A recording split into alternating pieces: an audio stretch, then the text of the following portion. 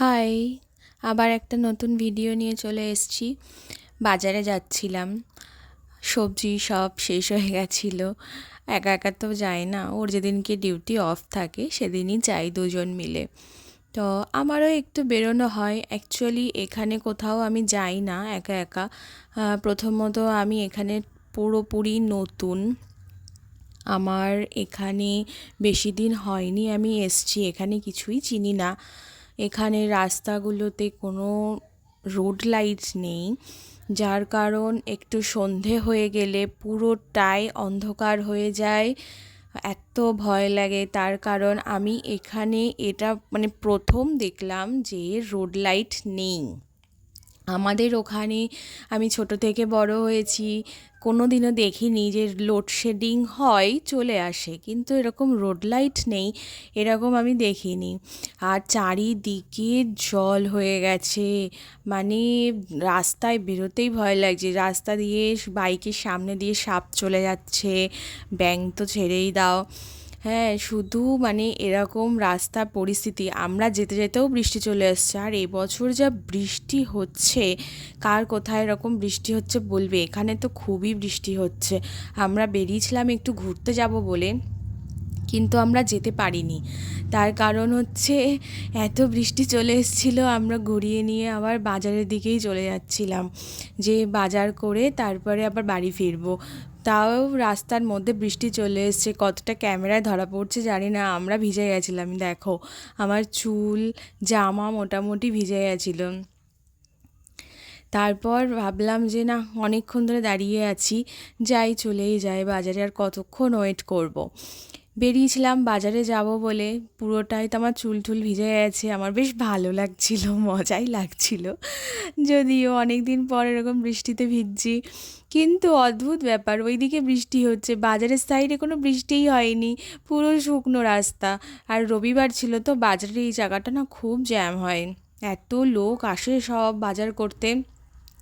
এটা হচ্ছে থানার সামনে, আমরা এই থানার সামনেটাতেই বাইক রাখি, ও বাইকটা রেখে তারপরে আমরা এই বাজার করতে যাই। থানার সামনেই বাজার বসে, এখানে অদ্ভুত রকমের বাজার, আমি এরকম দেখিনি আমাদের ওই দিকে। তো মানে যার যার বাড়িতে যেরকম হয় সবজি, এখানে ম্যাক্সিমাম বাড়িতে সবারই সবজি লাগানো থাকে। সে পটল বলো, উচ্ছে বলো, ঝিঙে, চিচিঙ্গা, যাই হোক না কেন সবাই বাড়িতে লাগায়। এই দেখো যার যা বাড়িতে যেটুকু হয় নিয়ে চলে আসে এখানে, নিয়ে এসে বাজারে বসে যায়। তো আমি দেখে ফার্স্টে অনেক দিন ধরেই বুঝতে পারিনি ব্যাপারটা, যে এরকম অল্প অল্প সবজি নিয়ে সবাই বসে। এই সাইডটাতে আছে লোক, এখানে দোকান বসে পার্মানেন্টলি।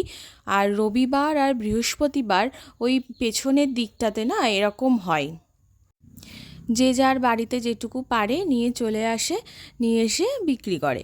তো দেখাবো তোমাদেরকে, দেখো ওরকম অদ্ভুত, কেউ একটু বেগুন নিয়ে বসেছে, কেউ একটু ভেন্ডি, কেউ একটু উচ্ছে, এরকম। তো আমরা চলে এসেছিলাম যে দোকানগুলো থেকে আমরা নিই আর কি সবজি। লঙ্কা নেবো বলে এসেছিলাম এই দোকানটাতে, মোটা মোটা লঙ্কা, আমরা একটু ঝাল খেতে পছন্দ করি তরকারিতে, সবাই মোটামুটি জানে যারা আমাদেরকে চেনে।